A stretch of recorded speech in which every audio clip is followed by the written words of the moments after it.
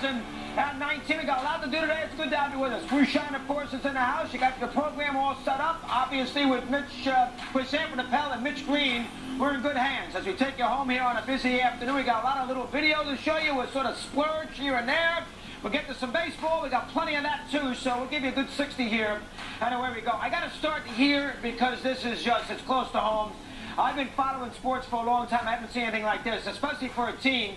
And you've heard me talk about the New Canaan High School basketball Rams, who in the last 4 years, or since I've been really paying attention, are 14-64. You heard right, 14-64 in the last 5-6 years. I had a kid who played, of course, for 3 years, started his senior year. I love the new coach, Danny Melzer. I've talked a lot about him before.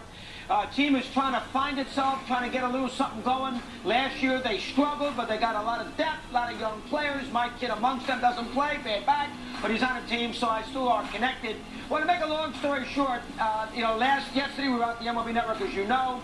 They're 5-2 to start the year, 2-2 in a good league, so they're up to a good start. You know, some optimism is surrounding New Canaan Ram basketball, so I busted my rear end to get home in time for tip against Stanford, which is where the new coach used to coach. So there's always a rivalry now with his old place where he played and where he coached, Stanford High School up in New Canaan. Well, to make a long story short, we got off to a good start. Game was 10-10 after the first quarter. New Canaan then trailed 31-18 in the second quarter. And when New Canaan basketball, in my 6 or 7 years of watching, when they fall behind in one of these games, they never have the good offense. They never get back in the game. Lo and behold, they got it to 9 at the half, and then in the third quarter against a team that's quick with athletes, third quarter they got the game to 4. That was 42-38 as we headed into the fourth quarter. They got back in the game. They ended up tying the game at 44-44. I don't think it was 30. It was a little lower scoring than that going into the fourth quarter, but the game was tied at 44-44. They had a bad inbounds play. They had a turnover. Stanford scored 5 straight points. We had only committed one team foul, so we had to get them over the limit. We made a basket to make it 49-46. Make a long story short, with 12:08 to go, the Melzer put in a young kid, Aaron Fishman, who hasn't played too much all year. He's good, a little offensive player, but he's sort of been riding the bench. He put him in with 12 seconds to go because he needed a 3-point shot. If Stanford missed a 1-on-1 free throw. Lo and behold, with 12 seconds left, not 2, 1-on-1, kid misses the free throw. We get the rebound. Melzer calls the timeout. He sets up a horrendous play. The kid shoots an air ball from 3, but the little kid, Fishman, who comes in, gets the rebound, runs to the 3-point line. He hoists up a lefty shot. He's right-handed. He gets fouled, legit foul. Goes to the free throw line, 9/10 of a second, down 3. Down 3, 9/10 of a second. Kid's been sitting on the bench all year. That is an unbelievable, that's nerve-wracking. What does he do? He knocks all 3 free throws down. Ties the game at 49-49. Sanford calls a timeout with 9/10 of a second. And this is what occurred at the end of this game. Watch. Sanford, baseline, goes a long lead pass. Makes the steal, Ryan McAleer, and he backs it home! And New Canaan, watch again. You see me in the stands if you care. Watch again, and watch the reaction.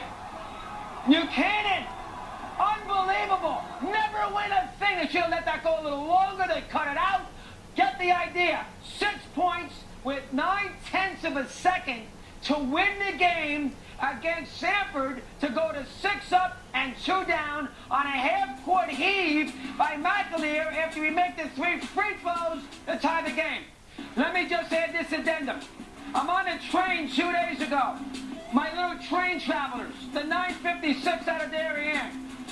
The lady on the train goes to Maine all the time. She's got a friend who lives right on the seawall in Bell Harbor, Maine, who used to work Libraries of Congress. There are rocks on that thing that you wouldn't have been there for a million years. So, she gives me a rock on the train, okay? She says, urban legend, good luck. I stick the stupid thing in my pocket for 2 days. I don't touch it. Where the hell? I got it. For 2 days, I stick the thing in my pocket. I'm at the game yesterday. Lo and behold, when the game is over in 5 minutes, I'm getting my keys. I said, holy garbage! I got the rock!